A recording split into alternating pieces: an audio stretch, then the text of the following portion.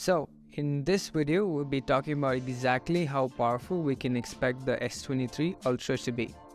We'll be going through the benchmarks for the 8 Gen 2 that's already been released in other smartphones.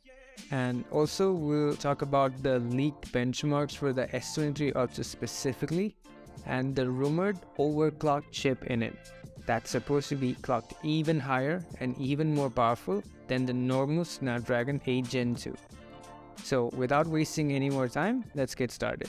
Let's begin with the Snapdragon 8 Gen 2 that will be powering the S23 series. There are a few phones already out that use the 8 Gen 2 chip, so we already have a good idea of their performance. The iQOO 11 was the first phone to be released with the new chip, and let's take a look at those benchmark scores first. The Geekbench 5 shows a 1469 single core and 4839 as the multi-core. To bring in some context to see how good this score is, the previous S22 ULTRA with the 8 Gen 1 had a 1212 single core and 3450 multi-score. Note that the Exynos 2200 also had basically the same scores, so this means a 20% uplift in single core and a whopping 40% in multi-core just in one generation.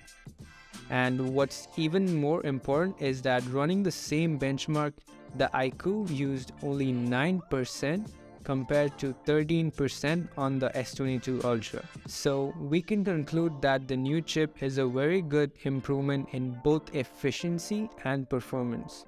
And the next major leak is that Samsung will be using a higher clock chip on their new S23 series.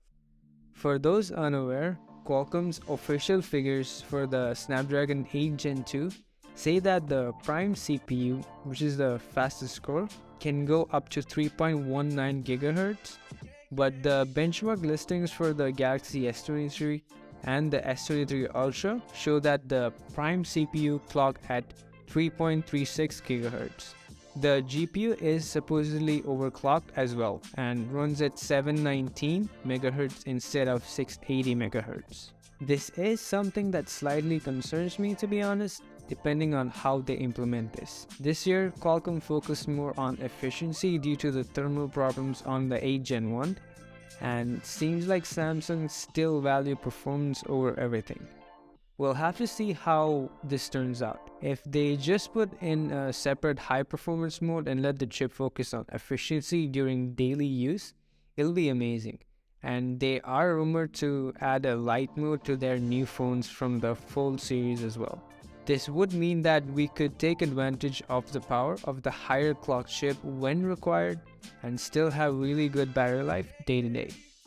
And lastly, coming to the leaked scores for the S23 ULTRA specifically, it shows a 1566 single core and 5179 multi-core, which is one of the highest scores for a Snapdragon 8 Gen 2 chip.